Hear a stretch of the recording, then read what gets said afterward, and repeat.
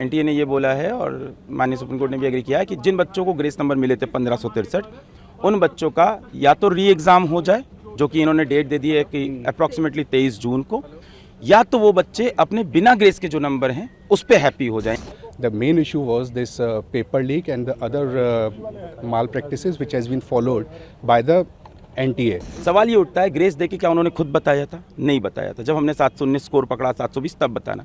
तो क्या एनटीए और भी ऐसे बहुत चीज़ें करता है जो हमें पता नहीं चलती? They have admitted their mistake, stating that yes, those grace marks, regarding those grace marks, we are going to conduct the re-examination, which means there was something which was amiss. ये तो पकड़ा गया 719, 720 से, क्या ऐसे और भी मामले हो सकते हैं? तो कहीं ना कहीं ट्रस्ट का इश्यू है। The court, we filed PIL regarding this NEET examination. There were various issues which we have raised on behalf of lakhs of students.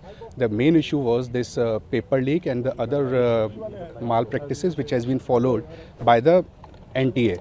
And now today they have admitted their mistake, stating that yes, those grace marks, regarding those grace marks, we are going to conduct the re-examination, which means there was something which was amiss, and now they have taken note of it, and that's why the court has also directed that re-examination will be done on 23rd of June. देखिए, आज NTA ने खुद माननीय supreme court के सामने माना कि जिन्होंने ग्रेस नंबर दिए थे उससे बच्चों में डिससेटिस्फैक्शन हुआ, बच्चे प्रोटेस्ट पे आए।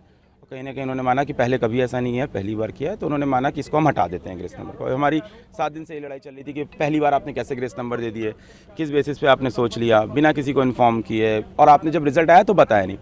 अब इससे मेरी प्रॉब्लम क्या क्या है, और उन्होंने एनटीए ने ये बोला है और माननीय सुप्रीम कोर्ट ने भी एग्री किया है कि जिन बच्चों को ग्रेस नंबर मिले थे 1563 उन बच्चों का या तो री एग्ज़ाम हो जाए, जो कि इन्होंने डेट दे दी है कि अप्रॉक्सीमेटली 23 जून को, या तो वो बच्चे अपने बिना ग्रेस के जो नंबर हैं उस पर हैप्पी हो जाएं, यानी उनका ग्रेस नंबर काट दिया जाएगा। ठीक है, अब री एग्ज़ाम हो उन बच्चों का जो देना चाहते हैं 1563 में से, और जो नहीं चाहते हैं उनका ओरिजिनल स्कोर रहेगा। फिर रैंक पूरी शफल हो, उसके बेसिस पे काउंसलिंग हो। पर इसमें मेरे कुछ पॉइंट्स हैं, 3 पॉइंट्स हैं मेरे। सबसे पहला पॉइंट ये है कि आज एनटीए 7-8 दिन बाद आके माननीय सुप्रीम कोर्ट के सामने खुद एग्री करता है कि ये ग्रेस वाला जो पूरा हमने जो किया है ये गलत है, इसको हटा देते हैं। कहीं ना कहीं एग्री किया। सवाल ये उठता है, ग्रेस दे के क्या उन्होंने खुद बताया था? नहीं बताया था। जब हमने 719 स्कोर पकड़ा, 720 तब बताना। तो क्या एनटीए और भी ऐसे बहुत चीज़ें करता है जो हमें पता नहीं चलती? क्या और डिस्पेरेंसीज है जो एक बार हमें अंदर घुस के देखनी चाहिए? ये तो पकड़ा गया 719, 720 से, क्या ऐसे और भी मामले हो सकते हैं? तो कहीं ना कहीं ट्रस्ट का इश्यू है। दूसरा बात, उन्हीं बच्चों को ग्रेस मिला था और उन्हीं को री एग्ज़ाम की अपॉर्चुनिटी मिल रही है जो माननीय हाईकोर्ट पहुंचे थे एग्जाम के बाद कि उनका समय का नुकसान हुआ है। बहुत सारा बच्चा माननीय हाईकोर्ट नहीं गया क्योंकि किसी को नहीं पता कि बाद में ग्रेस नंबर मिलते हैं, पहले कभी नहीं हुआ। और 18 साल के बच्चे को नहीं पता है कि मुझे पेपर लिखने के बाद अब हाईकोर्ट जाना होता है। तो मुझे लगता है यहाँ पर राइट टू इक्वालिटी का वायलेशन है। तीसरी बात, पेपर लीक का जो मुद्दा है वो ओपन है, उस पर सुनवाई होती रहेगी। और आज माननीय सुप्रीम कोर्ट में जजेस ने खुद बोला कि मान लेते हैं काउंसलिंग हो गई, मान लेते हैं एडमिशन भी हो गया और तब कुछ प्रूफ होता है, तो वी हैव ऑल द